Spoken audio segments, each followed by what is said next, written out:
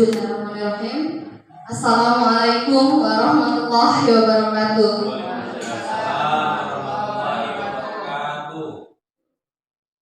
Yang saya hormati Bapak Kepala Sekolah UPTDS dan 11 Buah Hilal. Yang saya hormati Bapak Ibu rekan Dewan Guru UPTDS dan 11 Buah Hilal. Saya mengucapkan terima kasih sebanyak-banyaknya telah meluangkan waktu di siang hari ini dalam rangka mengikuti dimensiasi penyampaian budaya positif modul 1.4 dari saya Asalamia calon guru penggerak angkatan 9. Salawat berserta salam tak lupa juga kita junjung agungkan kepada junjungan kita Nabi besar Nabi Muhammad. Semoga kita yang berkumpul di ruangan ini mendapat syafaat nanti di yaumul qiyamah. Amin ya rabbal alamin. Bapak Ibu semua, perkenankan saya di sini akan menyampaikan tentang dimensiasi pemahaman kepada rekan guru di UPTDS dan 11 Buah Hilal mengenai budaya positif. Budaya positif dalam CGP atau calon guru penggerak angkatan 9. Baiklah Bapak Ibu, yang mau saya tanyakan terlebih dahulu, kalau kita mendengar budaya positif, apa sih yang terngiang di pikiran kita?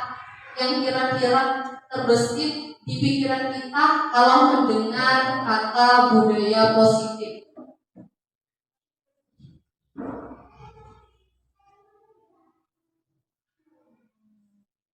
Bapak Ibu, kira-kira kalau mendengar budaya positif, apa sih di budaya positif itu? Maksudnya budaya positif itu yang seperti apa yang misalnya kita sudah pernah terapkan di sekolah?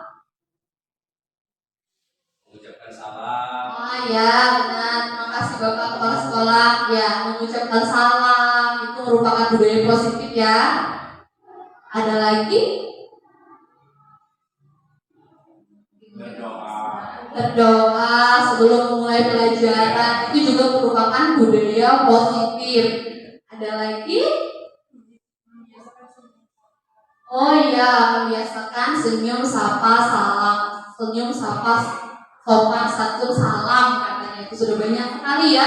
Jadi sebenarnya budaya positif ini Bapak Ibu sudah kita jalankan, sudah kita terapkan dan sudah terbiasa ada di sekolah kita. Hanya saja kadang kita tidak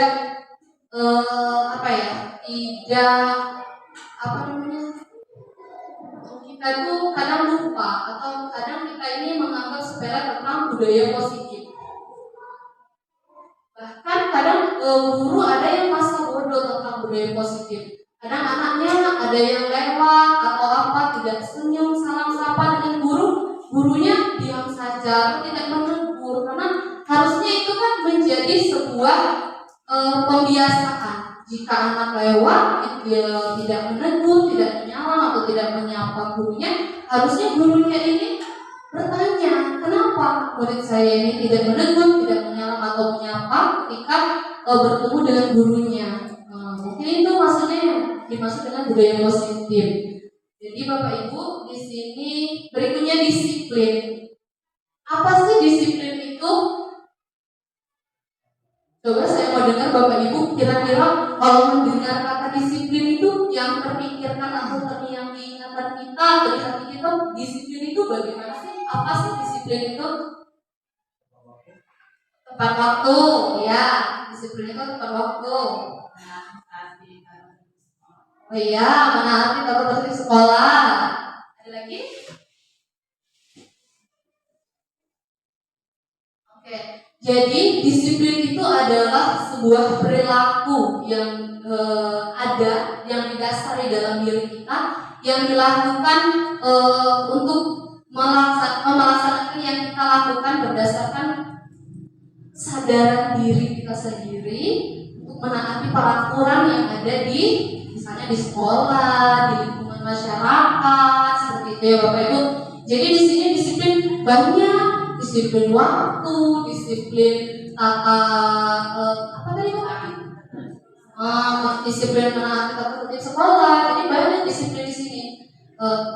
Di sini, nah, disiplin bermakna sebuah pelajaran dalam mengendalikan kontrol diri dengan menggali potensi yang ada di dalam diri kita agar tercapai tujuan yang mulia dari nilai-nilai kebajikan.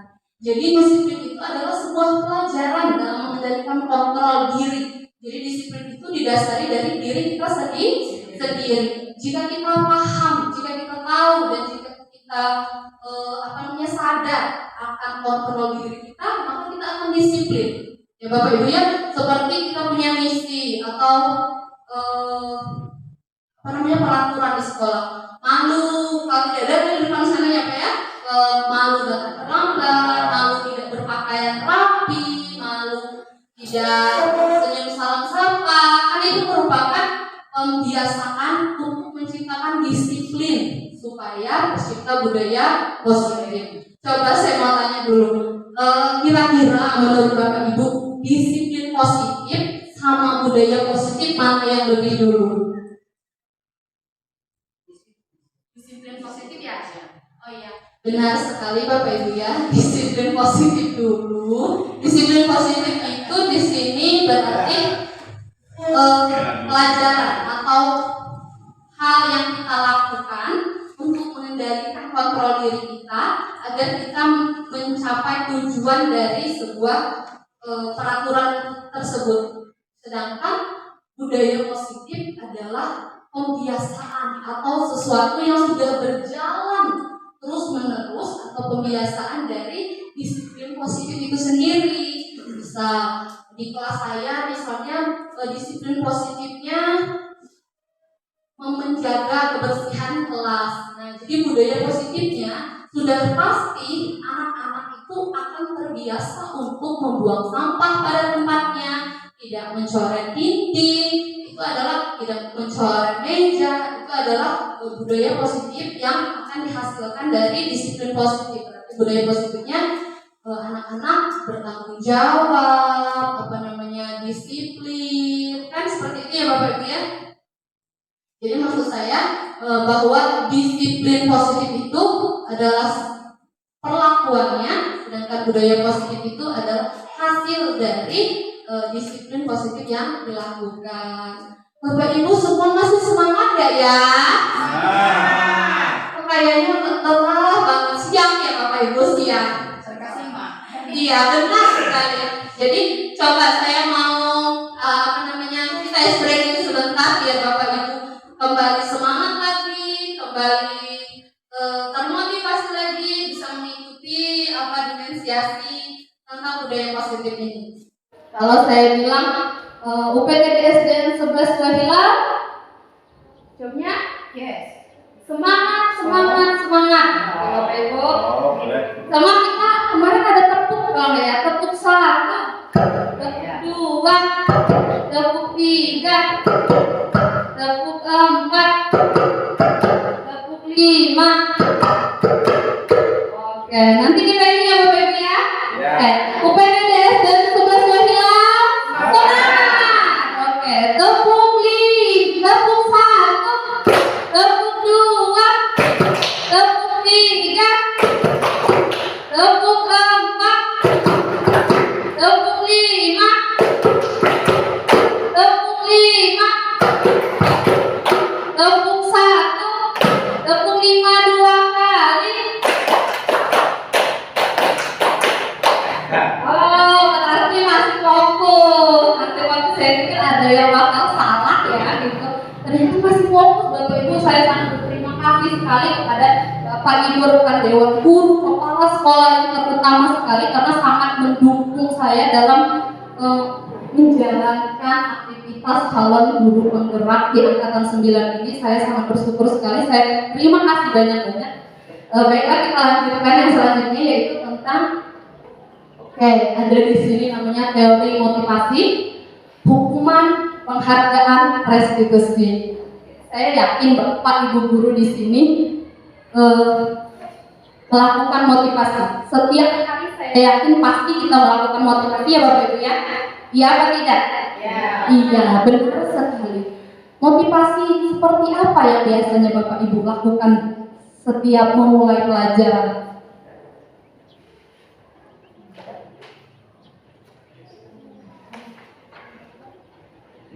Mungkin ada yang melakukan ice breaking seperti yang saya lakukan tadi? Ya.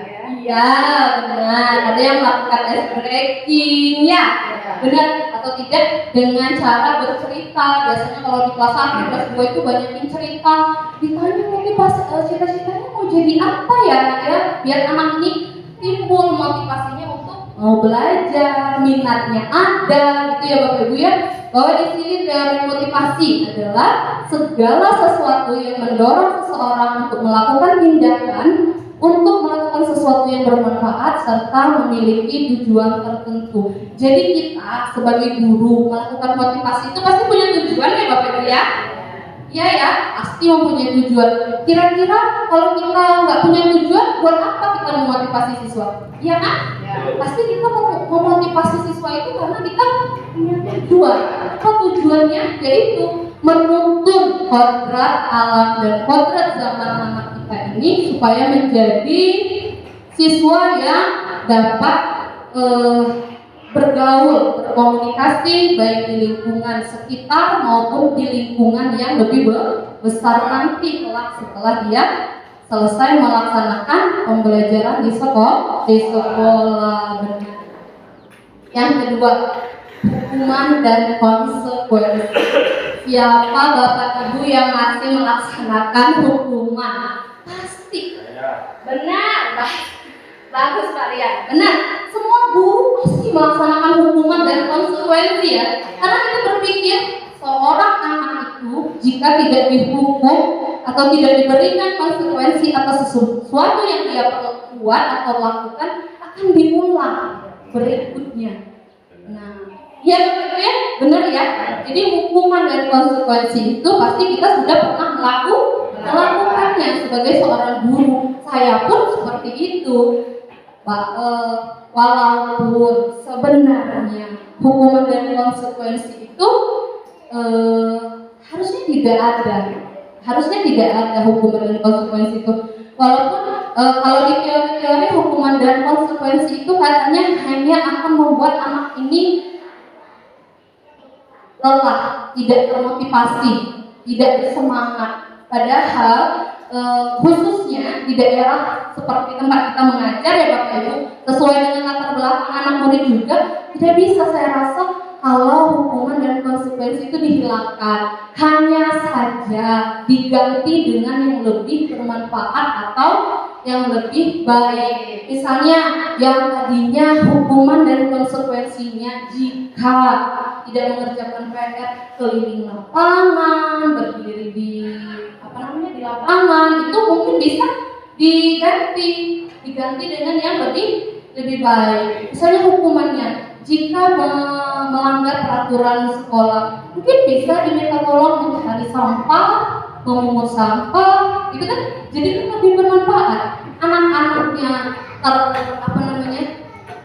mendengarkan, oh diingat sama sekolah kita lebih bersih, benar banget. Jadi hukuman itu adalah sebuah cara mengarahkan sebuah tindak laku agar sesuai dengan tingkah laku yang berlaku secara umum.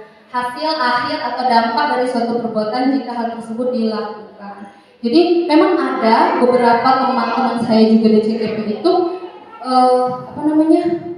tidak setuju dengan hukuman dan konsekuensi. Saya pun di kelas yang saya ampu Bapak Ibu sudah mengurangi hukuman dan konsekuensi. Walaupun sebenarnya itu tidak bisa dihilangkan. Kalau kata saya sih tidak mungkin bisa dihilangkan. Apalagi untuk kelas yang lebih tinggi 3, 4, 5, 6 seperti itu ya. Kalau anak kelas 1, kelas 2 masih bisa dimomong ya kenapa ya. Sebagai guru kelas 2 pun apa ya, masih bisa dibicarakan baik-baik, masih bisa dipuji, disayang. Kalau anak kelas 3, 4, 5, 6 gak bisa ya kalian ya. Pak Arif selaku guru kelas tinggi itu kayaknya sih nggak bisa saya rasa. Jadi tetap ada, hanya saja berbeda dari yang biasa kita lakukan. Oke. Yang selanjutnya itu penghargaan. sebenarnya penghargaan ini baik atau tidak ya kira-kira Bapak Ibu? Sebenarnya baik. Baik ya. Untuk apa Bu? Menambah semangat. Menambah semangat. Ya. Ya, penghargaan ini bisa diberikan kepada anak-anak kita, bisa jika mereka mendapat nilai tinggi, ada untuk memotivasi dirinya dan teman-temannya.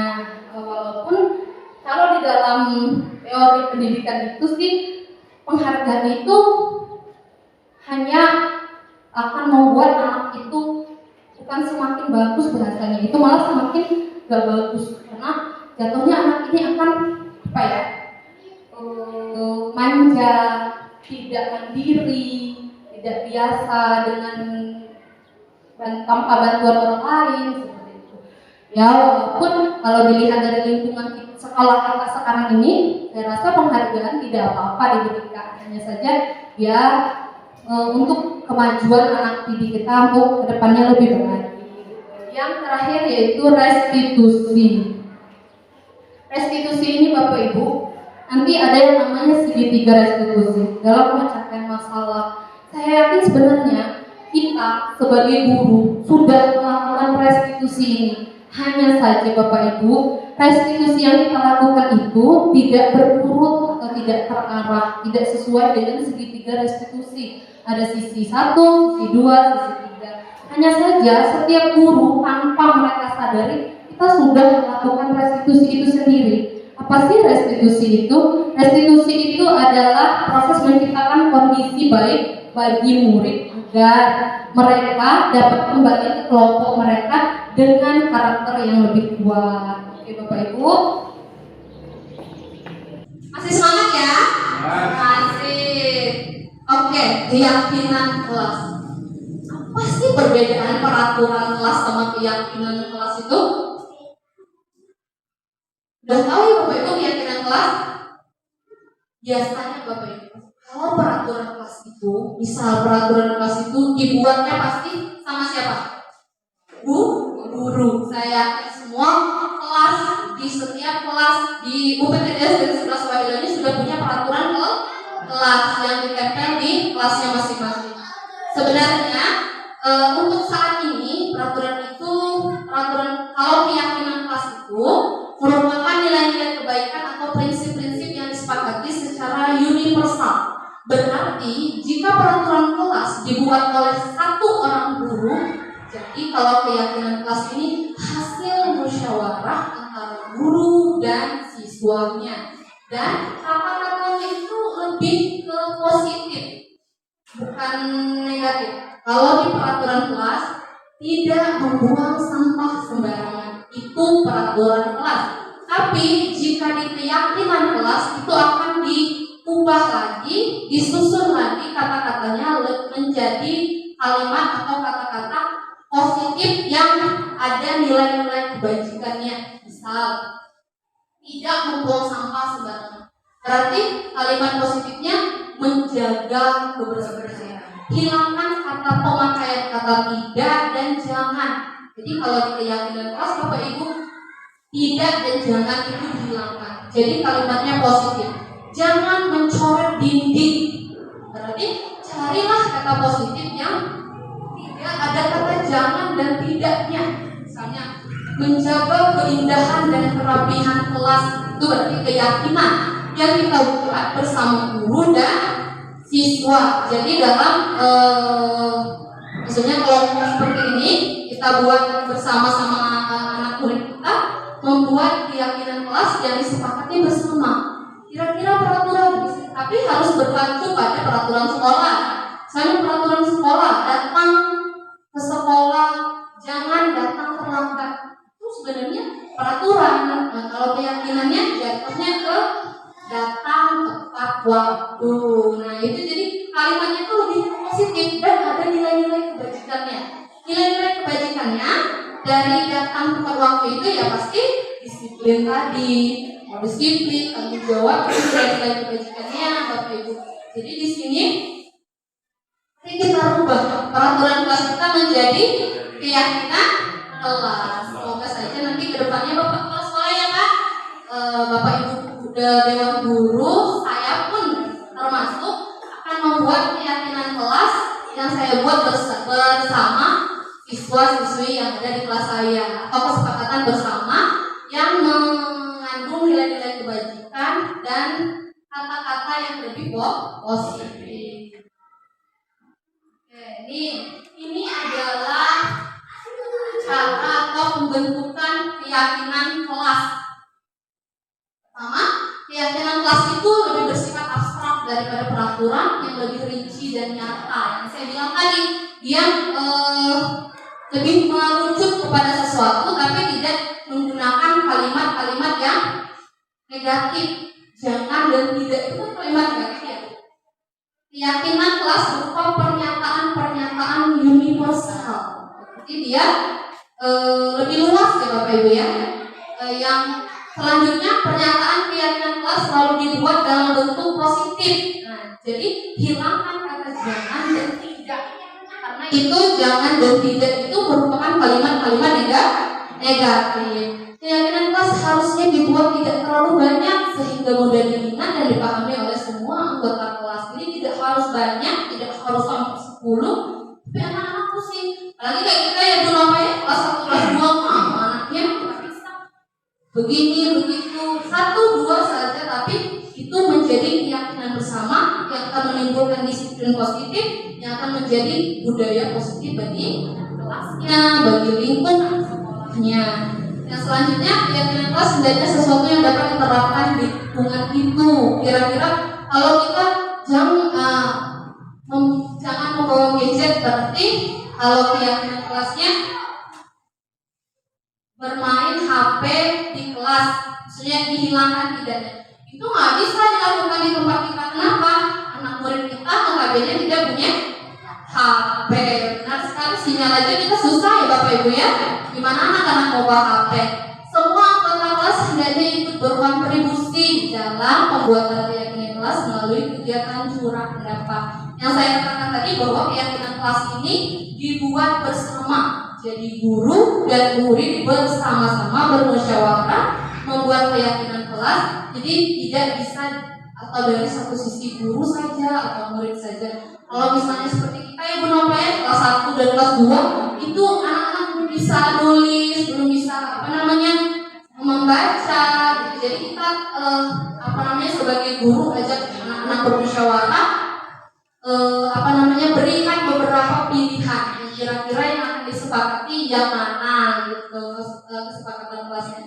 Ini yang terakhir, semua anggota kelas bersedia meninjau kembali keyakinan kelas dari waktu ke waktu. Nah, biasanya peraturan sekolah atau peraturan kelas, kalau peraturan itu sudah dari tahun ke tahun, itu terus yang menjadi peraturan. Tetapi kalau keyakinan kelas itu biasanya ada bahasannya itu masa expirednya, jadi ditinjau. Hanya 1 bulan sekali atau 2 bulan sekali itu ditinjau. Jadi nanti dikomunikasikan lagi, diremukkan lagi sesama guru dan siswa untuk membuat keyakinan kelas. Gitu ya Bapak Ibu. Masih semangat gak? Masih ada yang udah ngantuk, siang sih. Iya, tadi pagi kita ini ada sedikit ini, jadi kita cuma bisanya siang. Nah, contoh keyakinan kelas. Ini contoh keyakinan kelas 1. Ini kelas 5, ini kelas 7 ini untuk SMP ya Bapak Ibu. Kelas 1 itu setiap anggota kelas perlu belajar. Ya, setiap anggota kelas perlu senang. Nah, ini kan tidak ada di peraturan. Peraturan itu biasanya jangan membuang sampah sembarangan, jangan mencoret dinding. Apalagi peraturan kelas, jangan terlambat. Itu peraturan kelas. Peraturan kalau keyakinan dia lebih universal dan lebih mengacu kepada muridnya itu sendiri. Setiap anggota kelas perlu senang. Jadi kalau misalnya anak-anak di kelasnya kita sudah tahu keyakinan kelas harus senang, dia masuk kelas pasti harus senang. Dia pasti senang. Kenapa? Oh, saya punya keyakinan kelas yang saya buat kemarin sama ibu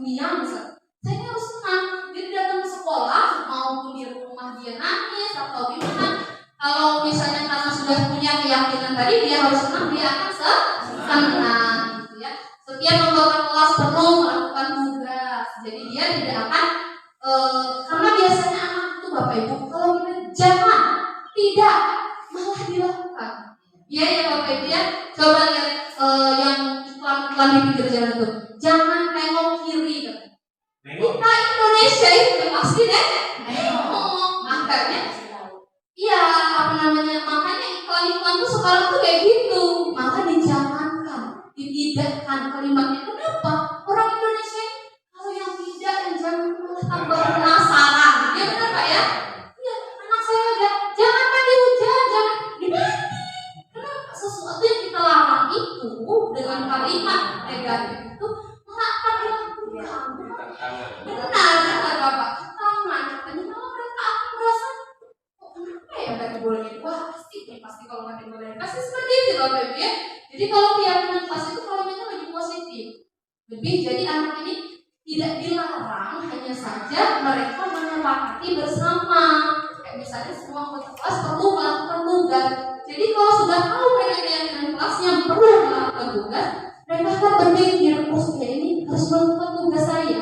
Kan tidak dilarang kan, tapi kan kesepakatan kita bersama. Begitupun pasti bersikap positif, senantiasa menjadi diri terbaik, percaya dan menghormati orang lain serta barang miliknya.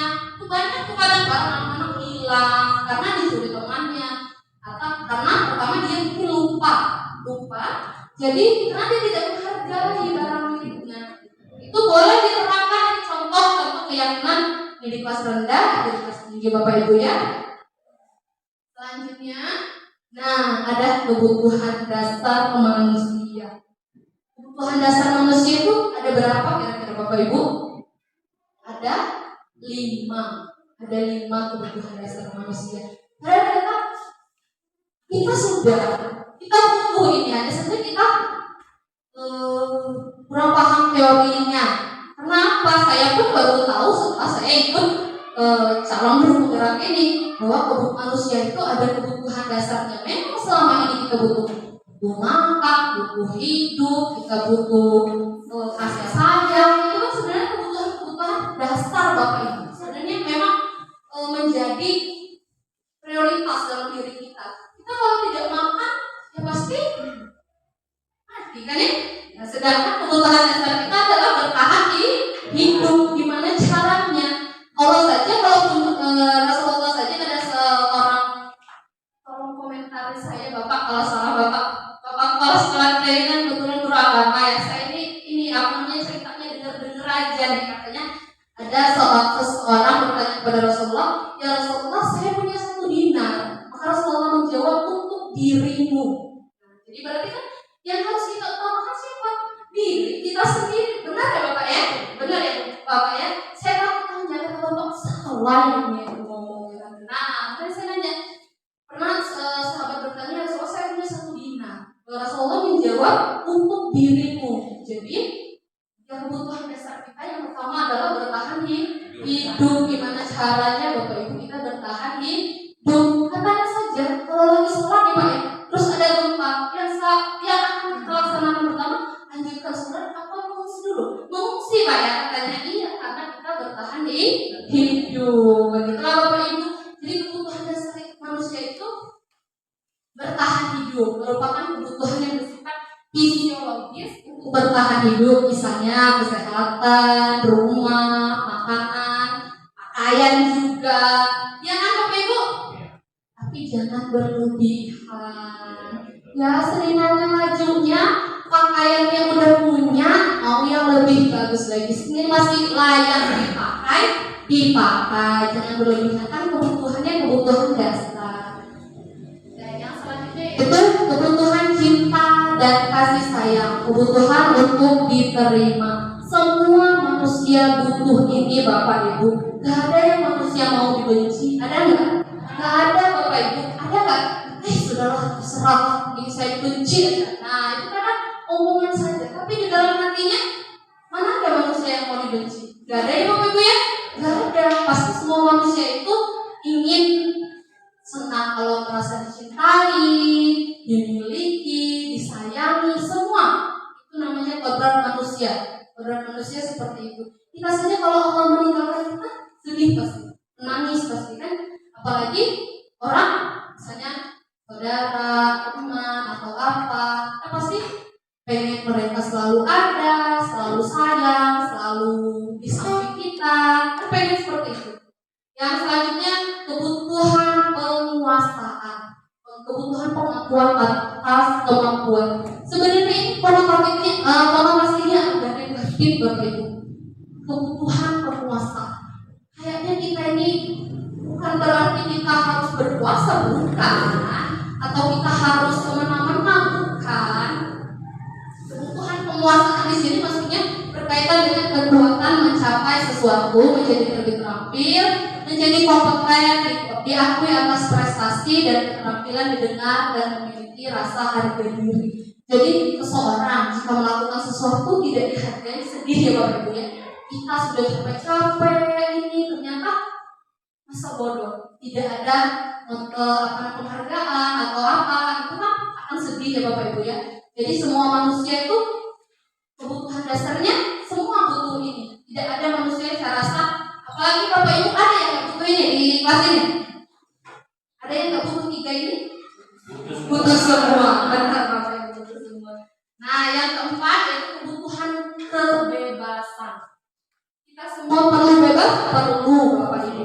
Cobalah tanya ibu-ibu di rumah yang ngurung diri di rumah setiap hari. Tanya yang nggak kerja itu di rumah aja dari pagi ketemu panci sampai malam ketemunya panci lagi, atau pagi tidur ketemu anak apa panci lagi, sapu lagi, pel lagi, gitu. Stres ya kira-kira bukan? Stres Bapak Ibu ya. Kita butuh bebas, butuh kebebasan karena haknya manusia itu seperti itu. Kodratnya manusia itu ada, semua punya kebebasan. Kita tuh harus ada punya kebebasan. Tetapi hanya saja kembali ke kodrat kita. Ya lajunya perempuan bebas, anak gak diurus, suami gak dikasih makan dong. Dosa lah kita Bapak ya. Iya benar. Jadi kita tuh harus iya kodrat kebebasan kita tetap harus pada batasannya. Benar Bapak, pada batasannya. Benar. Yang selanjutnya itu kebutuhan kesenangan. Kebutuhan untuk merasa senang. Ya kebutuhan Bapak Ibu. Masa kita mau merasa sedih terus? Iya kan?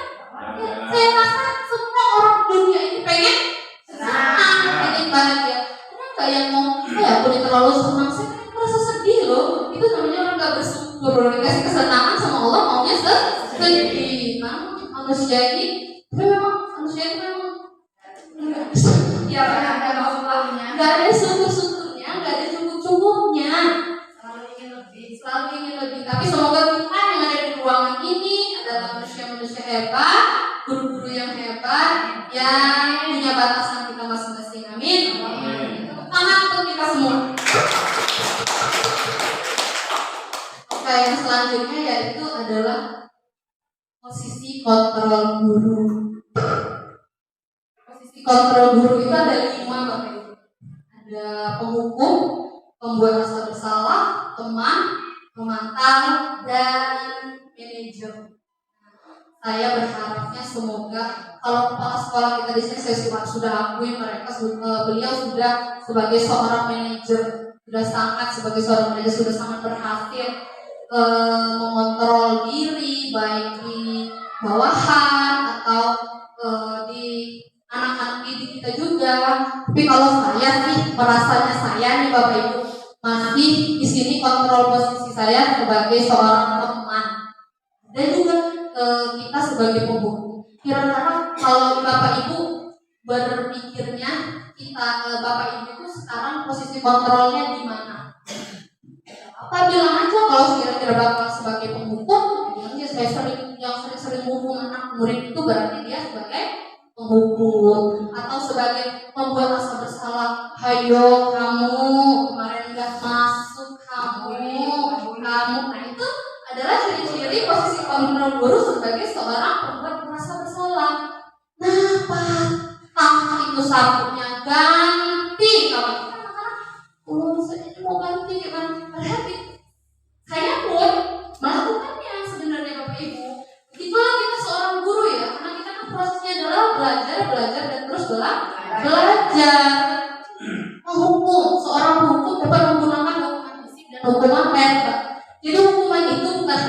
menjewer, bukan hanya mencubit, bukan hanya memukul, tetapi dengan verbal atau dengan omongan.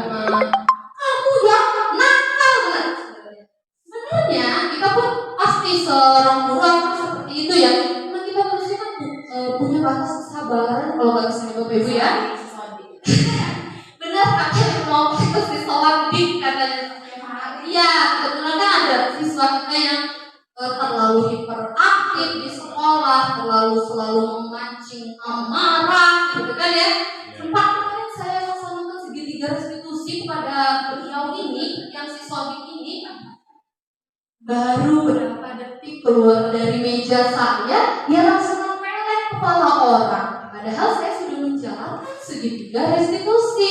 Makanya saya bilang, saya sempat bertanya kepada PP saya atau kepada waktu kami lomba karya, bagaimana itu Pak? Saya ini sudah menjalankan segitiga restitusi dalam memecahkan masalah, menggiring anak menemukan solusi. Saya udah lembutin, gimana kita berlaku sebagai seorang manajer ya? Baru berapa detik jalan dari meja saya masuk ke ruang kantor, peleknya apa lakukannya? Nah, gimana? Jadi memang kadang teori sama pelaksanaan itu suka berlawanan. Gak bisa, makanya sempat kan waktu itu ya Bapak Ibu Dewan Guru, gimana tuh Bumia? Gimana tuh solusinya Bumia? Mana yang maksudnya ilmunya dari CGP itu kalau kita terapkan di sekolah, ternyata Bapak Ibu ya memang sebenarnya hal seperti itu tidak bisa instan, harus berulang. Tapi namanya manusia kadang kita punya kesabaran yang tipis tisu. Ada kan yang seperti itu Bapak Ibu? Atau yang sabarnya itu gimana gitu. Jadi kalau misalnya menghadapi anak-anak yang seperti ini agak greget gitu ya. Nah kita banyak gitu seperti itu ya Bapak Ibu ya. Yang kedua yaitu membuat rasa bersalah. Ini tanpa kita sadari pun kita sering melakukan ini Bapak Ibu. Kita sangat sering sekali melakukan ini. Pada posisi ini biasanya guru akan bersuara lebih lembut menggunakan pertandingan yang membuat siswa menjadi tidak nyaman atau bersalah berat. Oh iya, kalau anak-anak pada ribut, gurunya diam aja. Ditanya belajar apa? Diam aja guru. Ternyata itu tidak berhasil ya Bu. Di sini adalah proses kontrol guru yang tidak berhasil. Ternyata itu salah Bapak Ibu. Padahal kita nggak melakukan apa-apa kan? Ya udah diam aja, ya udah terserah kamu orang. Diam ya. Padahal sebenarnya kita ada di posisi kontrol membuat rasa bersalah. Ya Bapak Ibu, padahal yang kita anggap selama ini itu bisa mengalihkan perhatian anak, ternyata itu tidak, gitu ya. Nah, posisi kontrol yang selanjutnya. Nah, ini kan berhasil Bapak Ibu. Teman, pemantau, dan manajer yang paling tinggi. Harapannya kita semua bisa di posisi ini. Makanya kalau udah jadi kepala sekolah, saya bilang pasti sudah di posisi ini. Alhamdulillah Bapak kepala sekolah kita ini, Bapak Zulkifli ini, saya mengamati sudah beberapa bulan ini menjadi bawahan beliau. Alhamdulillah sudah manajer posisinya, karena pertama kalau ada masalah Bapak tidak pernah marah-marah, ya, tidak pernah menganggap kamu seperti ini atau mengejek satu orang itu tidak. Tapi harus ada forum diskusi, kita bersama-sama menyelesaikan masalah Bapak Ibu. Nah, harapan Pak Menteri, Ki Hajar Dewantara juga, Bapak Pendidikan kita, semua guru itu berposisi kontrol di manajer. Kalau di teman, kita semua pernah melakukannya. Posisi kontrol teman itu, ya Bapak Ibu ya, saya juga sering apalagi kita kenapa kelas 1, 2, kelas tinggi juga, itu kan biasanya posisinya lebih ke teman, ya Bapak Ibu ya. Pemantau juga berdasarkan peraturan yang memisahkan hubungan pribadi. Jadi memantau. Nah, yang terakhir posisi yang paling tinggi dari posisi kontrol kita sebagai guru adalah posisi manajer, merupakan posisi mentor di mana guru berbuat bersama dengan murid, mengajak siswa mempertanggungjawabkan perilakunya, mendukung siswa menemukan solusi atas permasalahannya. Kata saya tadi dengan memanfaatkan segitiga restitusi dalam menyelesaikan masalah. Nah, ini Bapak Ibu ada tabel motivasi eksternal dan intrinsik. Ini yang identitas gagal, menghukum dan membuat merasa bersalah ini. Guru berkata, menghardik, menunjuk, menyakiti, menyindir, itu penghukum. Kadang kita tidak sadari Bapak Ibu, tapi kita pasti pernah melakukannya. Membuat merasa bersalah, berceramah, menunjukkan kekacauan mendalam, kekecewaan mendalam. Jadi ngerok ini ya anak ibu tuh capek nah. Jadi membuat anak itu saya ini merasa bersalah. Karena kita anggap itu adalah sebuah kebenaran. Tapi di sini identitas itu sebuah kegagalan. Teman perilaku kontrol yang positif. Membuat alasan-alasan untuk murid-muridnya. Oke, misalnya muridnya salah, terus guru yang lain ini gurunya selalu membela murid. Itulah posisi kontrolnya sebagai teman, melindungi gitu ya, memantau, menghitung dan mengukur. Oh dilihat sedang melakukan apa, sedang ngapain gitu. Dan yang terakhir itu motivasi intrinsik, berarti dari dalam diri sendiri, yaitu kontrol diri sebagai seorang manajer. Dia tidak menggiring anaknya, tetapi lebih mencari solusi dengan membuat pertanyaan-pertanyaan atau mengajukan pertanyaan-pertanyaan kepada murid. Nah, yang terakhir kata saya, kalau sudah kontrol dirinya sebagai seorang manajer, pasti melakukan dalam menyelesaikan masalah, melakukan segitiga restitusi. Sudah pernah dengar belum Ibu segitiga restitusi itu Bapak Ibu? Sudah pernah? Belum. Saya pun baru dengar waktu saya di CGP. Sebenarnya ini sudah biasa kita lakukan kalau anak yang berantem, ada masalah, ini sudah biasa kita lakukan. Hanya saja kita tidak tahu kalau namanya itu segitiga restitusi. Kalau sudah dijalankan sudah melaksanakan ini.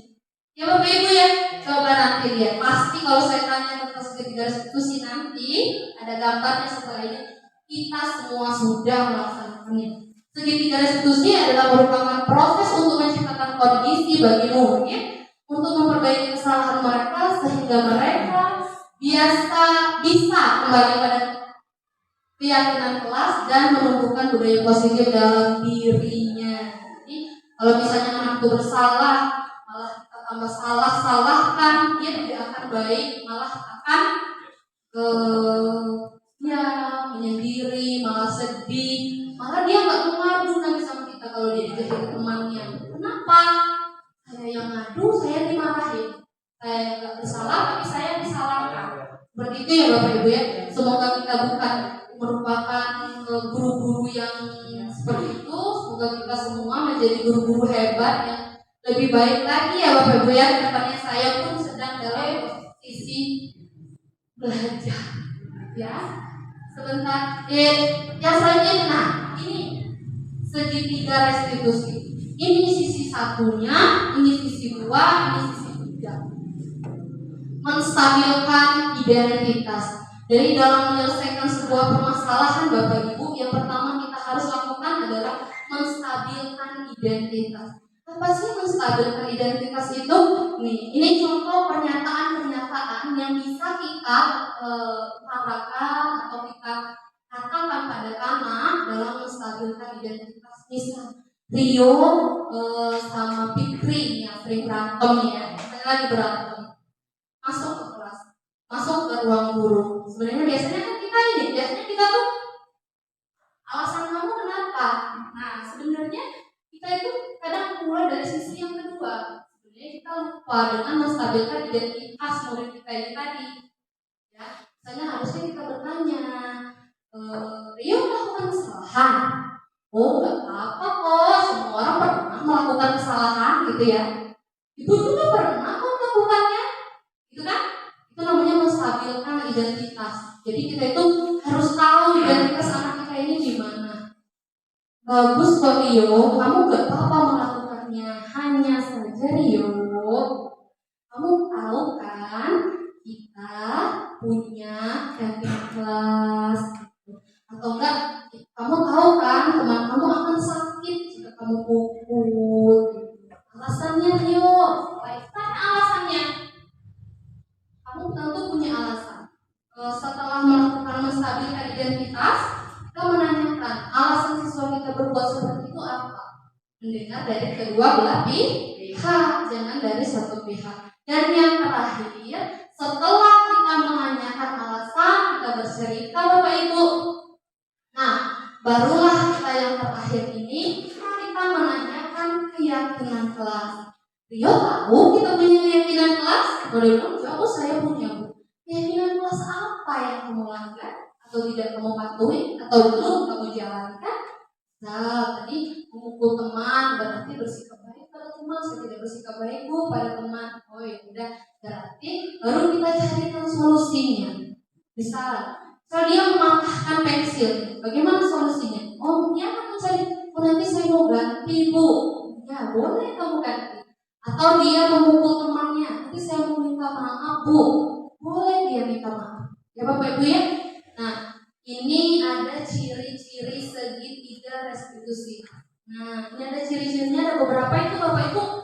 Segitiga restitusi itu bukan menebus kesalahan, tetapi belajar dari kesalahan.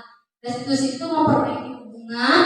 Restitusi itu tawaran, bukan paksaan. Jadi misalnya kita nggak bisa maksa, ganti ganti. Bisa kita maksa gitu, tapi harus dari kesadaran diri anak sendiri itu. Tapi kita tuntun ke arah untuk menggantinya, tapi kita tidak boleh memaksa. Tawarkan bukan paksakan.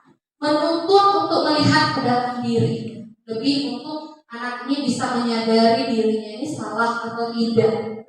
Terus mencari kebutuhan dasar yang mendasari tindakan.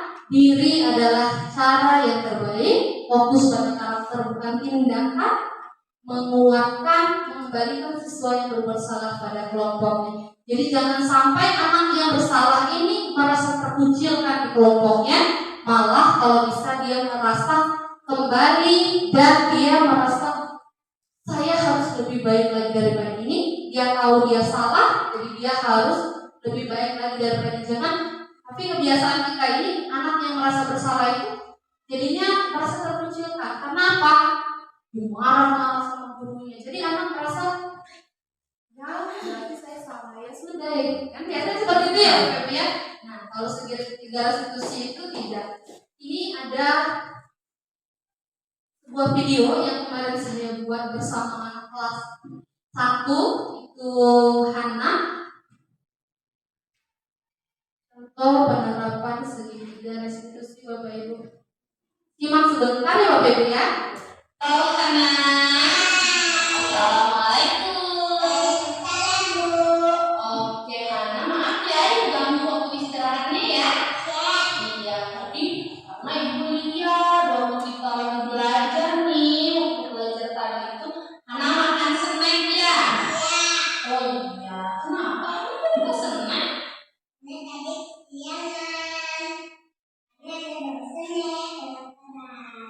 Belum sarapan ya? Iya. Emang semua makan di Segarang tuh? Iya. Mau ngapain?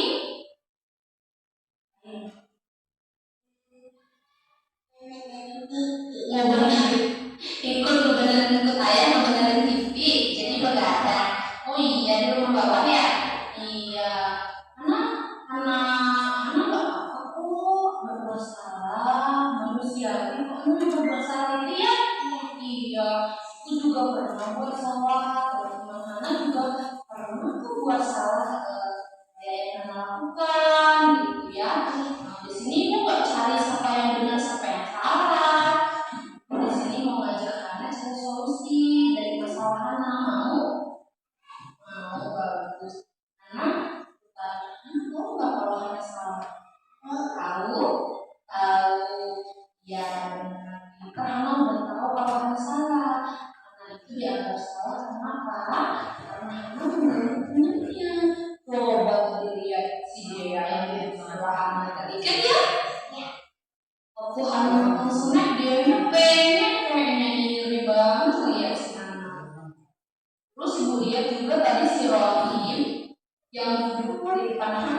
Iya, fokus kan karena kalian anak.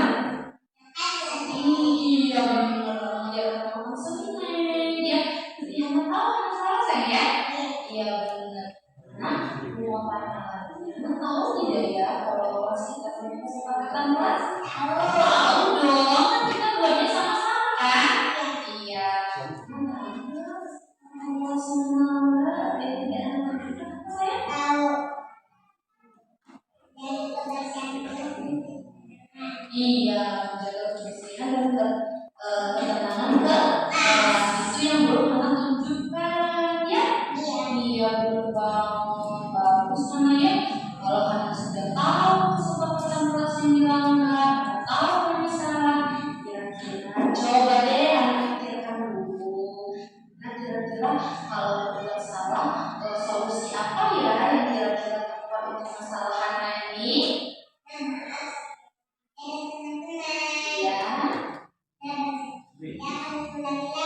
Oh, pintu seperti maaf karena ibu terima sayang ya. Ya, bisa lagi nak ya. Iya, anak sekarang mulai istirahat dulu. Sis, sekolah, jangan lupa bilang sama teman-temannya. Maaf sama teman-temannya karena tadi anak sudah mengganggu teman-temannya dengan seneng ya. Oke, sekarang pada istirahat saja.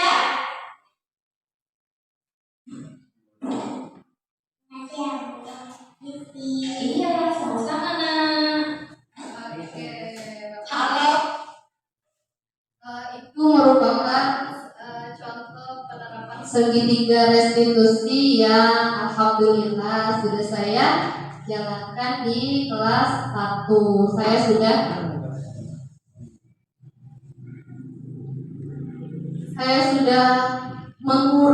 sangat mengurangi hukuman, dan saya ini sudah jarang ngasih pekerjaan rumah Bapak Ibu.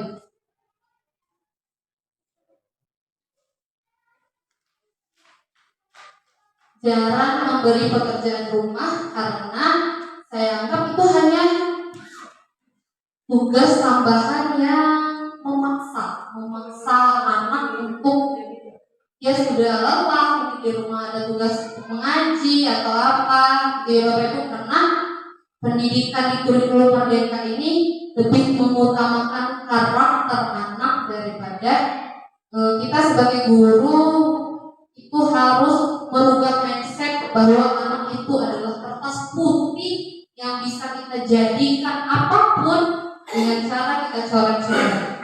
Nah, mindset yang seperti itu harus kita rubah, bahwasanya anak ini terlahir sudah dengan kodratnya, ada kodrat alamnya dan kodrat zamannya. Jadi anak ini lahir bukan dengan kertas putih, tetapi dengan kodratnya sudah ada, tapi samar-samar tulisannya Bapak Ibu.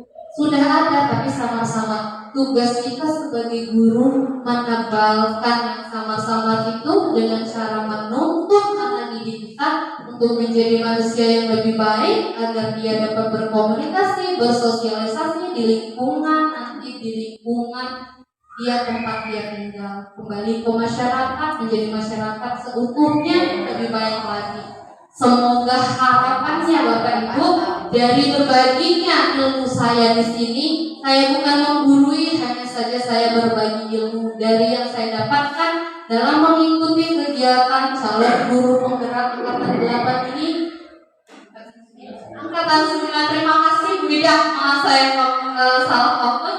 Angkatan 9 ini harapan besar harapan saya, begitupun juga harapan kepala sekolah waktu karya 1 waktu itu, semoga saya bisa mentransfer ilmu yang saya dapat di kegiatan calon guru penggerak ini kepada rekan guru sekalian, agar dapat terrealisasikan di lingkungan sekolah kita, supaya sekolah kita menjadi sekolah yang ramah anak, sekolah yang menjadikan anaknya sebagai anak yang berprofil pelajar Pancasila itu dalam menghadapi kurikulum Merdeka yang luar biasa hebat ini dari Bapak Menteri kita Bapak Nadiem Makarim, semoga segitiga restitusi ini menjadi